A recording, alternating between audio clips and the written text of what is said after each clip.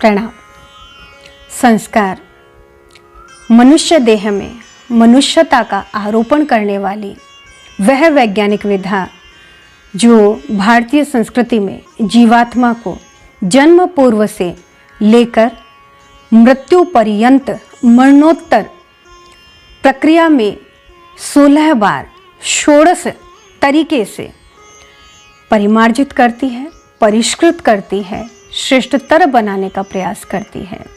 और यह है षोडश संस्कार, 16 संस्कारों की विधा प्रारंभ होती है गर्भाधान संस्कार से। गर्भाधान संस्कार जिसे सिर्फ शब्दों से, कर्मकांड से नहीं समझा जा सकता है, जिसे समझने के लिए हमें अपने जीवन के नित्य प्रति के और कुछ महत्वपूर्ण आयोजनों पर ध्यान देना होगा और सूक्ष्म दृष्टि, पैनी दृष्टि उन पर डालनी होगी। जैसे कि हम रोजमर्रा में भोजन बनाते हैं तो माताओं बहनों को पूछिए, जब भोजन बनाया जाता है तो सब्जी किसकी बने, भोजन क्या बने क्या ना बने, उनको कितना चिंतन मनन करना होता है, उनको कितनी बड़ी योजना बनानी होती है, कितने परामर्श और सुझाव मांगने होते हैं। और इसी प्रकार से नित्य प्रति आप भी तो अपनी अलमारी को खोलकर खड़े हो जाते हैं, आज कौन से कपड़े पहने या किसी विशेष आयोजन के लिए कौन से वस्त्र धारण किए जाएं, एक योजना आपको बनानी होती है। और ठीक ऐसे ही कुछ बड़े आयोजन हो, आप कहीं पर रिश्ता करने जा रहे हो अपने पुत्र या पुत्री का, तो आपको एक बहुत बड़ा आयोजन एक योजनाबद्ध तरीके से करना होता है। सबसे पहले जब आप रिश्ता जोड़ रहे होते हैं तो आप उस बालिका या बालक के विषय के अंदर आप पूरी जानकारी, पूरी छानबीन करते हैं।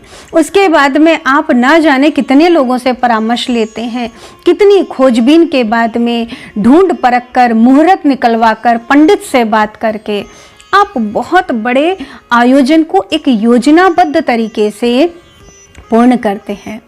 और एक सबसे महत्वपूर्ण आयोजन हम करते हैं अपने घर को बनाने में। और घर जब बनाया जाता है तब हम क्या करते हैं, हम घर के लिए ज़मीन देखते हैं तो किसी वास्तुशास्त्री को साथ में रखते हैं और देखते हैं, देखिए इसका वास्तु ठीक है कि नहीं है, ये शुभ है या अशुभ है। उसके बाद में हम मकान बनाते हैं तो किसी आर्किटेक्ट के पास जाते हैं और उससे हम नक्शा बनवाते हैं। धन का प्रबंध हम करते हैं, किसी अच्छे कारीगर या इंजीनियर से हम मिलते हैं और पूरा घर बनता है। तब तक हमारी सांस फूल चुकी होती है और पूरा घर बन जाने के बाद में हम उसके इंटीरियर के लिए फिर किसी से संपर्क करते हैं और इंटीरियर डिजाइनर से संपर्क करने के बाद में हम अपने पूरे परिवार को उसमें रखने के लिए पंडित जी से मुहूर्त निकलवाते हैं। और मुहूर्त निकलवाने के बाद में संपूर्ण परिवार को एक जगह एकत्रित करते हैं, रिश्ते नातेदारों को बुलाते हैं, एक बड़े यज्ञ का आयोजन करते हैं और उस आयोजन के बाद में हम सर्वसम्मति से और सर्व उत्साह के साथ में उस घर के अंदर रहना प्रारंभ करते हैं। आप गाड़ी खरीदते हैं तो उस गाड़ी के लिए पहले अपने आर्थिक नियोजन को देखते हैं, उसके बाद में अपनी सामाजिक अवस्था को देखते हैं, फिर आप उसे आगे तक ले चल पाएंगे या नहीं, आप उसके अंदर तेल डलवा पाएंगे कि नहीं, आप उसकी सर्विस करवा पाएंगे कि नहीं, ये सब सोचते हुए आप एक अच्छे मुहूर्त में गाड़ी खरीदना चाहते हैं। तो महोदय सोचिए, ये सब करने में हम इतनी योजना बनाते हैं तो फिर संतानें एक्सीडेंटली कैसे पैदा की जाए, अनायास संतानें कैसे पैदा हो जाए। भारतीय संस्कृति का गर्भाधान संस्कार हमारी दृष्टि इसी ओर ले जाता है। संतानें जो आपके जीवन का, दाम्पत्य जीवन का सर्वोत्कृष्ट बिंदु है, जहां पर आपकी एक ही इच्छा होती है कि श्रेष्ठ, संस्कारवान, विचारवान, शानदार संतान आपकी हो। लेकिन कैसे? अनायास ही, बिना किसी योजना के, बिना किसी डिजाइन को रूपरेखा दिए। इसीलिए गर्भाधान संस्कार किया जाता है। इतिहास में अगर हम जाकर देखें तो इसी गर्भाधान संस्कार को हम देखते हैं कि जहां पर भगवान शिव को एक ऐसे श्रेष्ठ संतान की आवश्यकता है जो वध कर सके असुर का, तो इसलिए वो तब करते हैं। माँ पार्वती और भगवान शंकर और कार्तिकेय की प्राप्ति होती है, षडानन की प्राप्ति होती है। इसी प्रकार से 14 वर्ष के तप के बाद में भगवान राम और माँ सीता को लवकुश की प्राप्ति होती है। जब भगवान कृष्ण और रुक्मिणी माँ हिमालय की कंदराओं में तपस्या करते हैं तो उसके बाद में उन्हें प्रद्युम्न की प्राप्ति होती है। माता मदालसा अपने तप के द्वारा अपनी संतानों को ब्रह्मज्ञानी बनाती चली जाती हैं। ये सब कैसे होता है? योजनाबद्ध तरीके से एक योजना, एक रूपरेखा बनाकर कि हमको कैसी संतान चाहिए, किस हेतु संतान चाहिए, ऐसे गर्भाधान संस्कार किए जाते थे हमारे ही इस देश में। और आज हमारे देश में अनायास एक्सीडेंटली संतानें पैदा हो रही हैं। और ये एक्सीडेंटली संतानें कैसी होती हैं, इसका भी उदाहरण है। और वो उदाहरण है ऋषि कश्यप के। यहाँ पर ऋषि कश्यप की प्रथम पत्नी अदिति, उन्होंने तप किया, योजना बनाई और ऋषि के परामर्श के द्वारा उन्होंने तप करते हुए जो 14 संतानें उत्पन्न की, उनमें भगवान वामन होते हैं, विष्णु भगवान के अवतार, इंद्र होते हैं, और रोजाना पूर्व दिशा में चमकने वाला, हम सबको प्रकाश देने वाला आदित्य भी उसी अदिति की संतान होता है। लेकिन वही कश्यप ऋषि की दूसरी पत्नी दिति, जो एक्सीडेंटली अनायास जिद कर बैठती हैं कि मुझे संतान चाहिए, न कोई तप किया है, न कोई योजना बनाई है, कुछ नहीं, एक सौतिया डाह के अंतर्गत वो एक संतान उत्पत्ति की बात करती हैं और फिर गर्भाधान का अतिक्रमण करती हैं, तो कैसी संतान पाती हैं? 2 संतानें, एक हिरण्याक्ष और दूसरा हिरण्यकश्यप। तो ऐसा ही तो आज हमारे समाज में हो रहा है कि संतानें मनोरंजन के लिए पैदा की जा रही हैं, परिवार फैमिली पूरी हो जाए इसलिए संतानें पैदा की जा रही हैं, एक सामाजिक कर्तव्य है इसलिए संतानें पैदा की जा रही हैं। संतानें योजनाबद्ध तरीके से एक अच्छी योजना बनाते हुए पैदा नहीं की जा रही हैं। और गर्भाधान संस्कार कैसी संतान आपको दे सकता है, इसके लिए भी उदाहरण हमारे पास है। और वो उदाहरण है यही दितिपुत्र हिरण्यकश्यप और इनकी पत्नी नागकन्या कयाधु। कयाधु को गर्भाधान संस्कार की महत्ता का पूर्ण भली भांति ज्ञान है, इसलिए वो अपने पति से जो देवताओं से संग्राम करके लौटे हैं और उन्होंने अपने बीच का समय, विश्राम का समय भगवान देवऋषि नारद के आश्रम में व्यतीत किया है। तो कयाधु संसर्ग के समय गर्भाधान की महत्ता को जानते हुए हिरण्यकश्यप की मनोभूमि को मलिनता छोड़कर अच्छाई की ओर मोड़ती है और बार बार उनसे पूछती है, आप कहाँ रुके? देवता कैसे थे? देवताओं का स्वरूप कैसा था? अच्छा, तो आप देवऋषि नारद के आश्रम में रुके, उनका आश्रम कैसा था? तो हिरण्यकश्यप एक एक चीज का विस्तार पूर्वक वर्णन कर रहा है। वहां किसी का भय नहीं है, वहां निर्भीकता है, वहां ईश्वर का अनुशासन चलता है। और फिर उन्होंने पूछा, वहां पशु पक्षी भी हैं? हाँ, बहुत से पशु हैं, बहुत से पक्षी हैं, लेकिन सब वैरभाव को भुलाकर वहां पर रहते हैं। अच्छा, तो पक्षी कौन कौन से हैं? कोई शुक भी है? तो हिरण्यकश्यप अनायास बोल उठा, हाँ, वहां पर एक शुक भी है जिसे बहुत ज्यादा शिष्टता प्रदान की गई है, जिसे बहुत अच्छी वाक्पटुता प्रदान की गई है। वो सारे दिन एक ही बात बोलता है। कयाधु ने बार बार पूछा, क्या बोलता है? बताइए तो स्वामी, क्या बोलता है? वो नारायण नाम का उच्चारण करता है। क्या बोलता है स्वामी? नारायण। क्या बोलता है स्वामी? नारायण। और ये नारायण कहते कहते रात्रि बीती। तो कयाधु के गर्भ में कोई असुर नहीं, बल्कि उसी नारायण का भक्त प्रहलाद जन्म लेता है। हिरण्यकश्यप की एक संतान और थी, आह्लाद भी, लेकिन आह्लाद की माता को गर्भाधान संस्कार के विषय में जानकारी नहीं थी, परंतु कयाधु को जानकारी थी। तो उन्होंने एक असुर के संसर्ग से भी एक भक्त को पैदा कर दिया। ये हमारे भारतीय संस्कृति का, ये हमारे संस्कारों का गौरव है। और आज हमारी माताएं, जिनको इसके विषय में जानकारी नहीं है, पिता हैं तो उनको कमाने से फुर्सत नहीं है, तो संस्कार कहाँ से होंगे?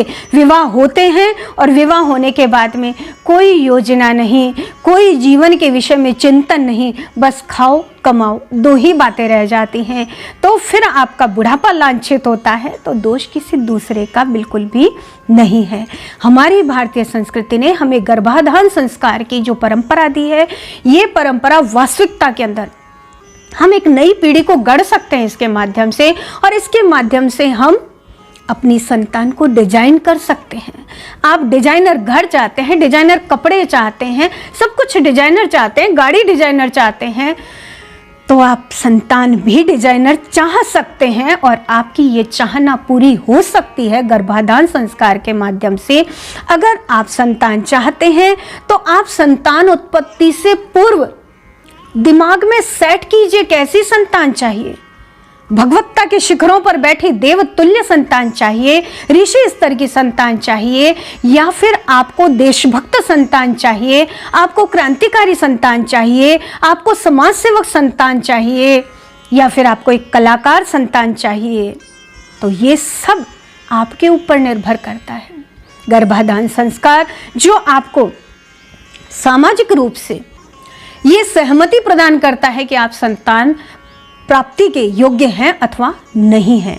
और उस परिस्थिति में प्राचीन समय में समाज के लोगों को एकत्रित करके, परिवारजनों को एकत्रित करके उनके समक्ष ये सूचना दी जाती थी कि गर्भाधान संस्कार हो रहा है।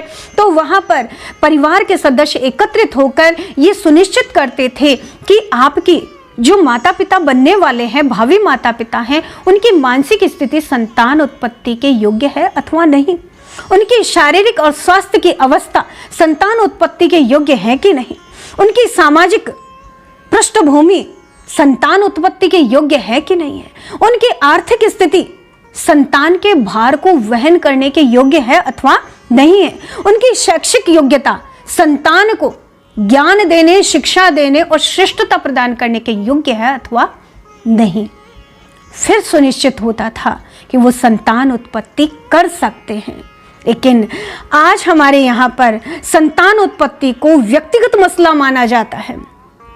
इसीलिए तो हम जनसंख्या के चक्र में फंसे हुए हैं। हर व्यक्ति ये सोचता है मेरा परिवार, मैं पालन करूंगा। नहीं, आप व्यक्तिगत रूप से संतान की उत्पत्ति नहीं कर सकते। संतान की उत्पत्ति सामाजिकता को देखते हुए की जाती है कि समाज को कैसी संतानों की आवश्यकता है। सांप छछुंदर जैसी संतानें आज पैदा की जा रही हैं और उन संतानों के माध्यम से ही हम देख रहे हैं कि विभीषिकाओं के दौर में हर व्यक्ति अर्थ पिशाच बनता चला जा रहा है। दूसरों से लाभ लेना और अपना उल्लू सीधा करना, ये कौन सी संतानें हैं? वही जो एक्सीडेंटली पैदा हुई हैं, अनायास पैदा हुई हैं, माता पिता के मनोरंजन के कर्मकांड से पैदा हुई हैं। ये वो संतानें हैं जिनके लिए कोई डिजाइन तैयार नहीं किया गया, कोई योजना नहीं बनाई गई। तो योजनाबद्ध संतानें अगर आपको चाहिए तो आपको गर्भाधान संस्कार करना ही होगा। और इस गर्भाधान संस्कार का बहुत महत्वपूर्ण वैज्ञानिकता इसकी स्पष्ट है कि इस संस्कार के माध्यम से जो मानव शरीर बनता है वो मानव शरीर साधारण रज और वीर्य से ही बनता है। लेकिन रज और वीर्य इनकी भाव भूमिका बहुत श्रेष्ठ हो। जो माता पिता बनने वाले हैं उनकी मानसिकता बहुत उच्च स्तर की हो, उनकी भाव भूमिका बड़ी श्रेष्ठ हो, उनका खान पान बहुत ही उत्तम हो और उत्तम आचार विचार व्यवहार अगर उन माता पिता में होगा तो उनकी संतान भी श्रेष्ठ होगी। क्योंकि हमारे शास्त्र कहते हैं पुत्री को आत्मजा कहा जाता है, पुत्र को आत्मज कहा जाता है। तो हमारी ही आत्मा और पुत्री और पुत्र के रूप में उत्पन्न होने वाली है। तो जैसी श्रेष्ठता को हम धारण करते हैं अथवा निकृष्टता को धारण करते हैं तो संतान भी वही रूपरेखा लेकर पैदा होती है। इसलिए आइए हम अपनी नई पीढ़ी को गढ़ते हैं एक शानदार भारत के लिए, एक जगत गुरु भारत के लिए, एक सोने की चिड़िया भारत के लिए। श्रेष्ठ संतानों का उत्पादन करना भावी माता पिता जो भी हैं उनकी जिम्मेदारी है। इसीलिए मनुस्मृति कहती है निषेकाद बैजिक चैनो गार्भिकम चाप मृज्यते क्षेत्र संस्कार सिद्धिश्च गर्भाधान फलम स्मृतम। तात्पर्य कि रज और वीर्य दोनों के दोषों का परिमार्जन और शमन करते हुए गर्भाधान संस्कार किया जाता है, जिससे माता के गर्भ की भी संशुद्धि की जाती है और ऐसी शुद्ध स्थिति के अंदर शुद्ध क्षेत्र में शुद्ध आत्माएं जन्म लेती हैं। तो ये फिर से हमारे संस्कारों को हम जागृत करते हैं, जीवंत करते हैं और नई पीढ़ी का निर्माण करते हैं। धन्यवाद।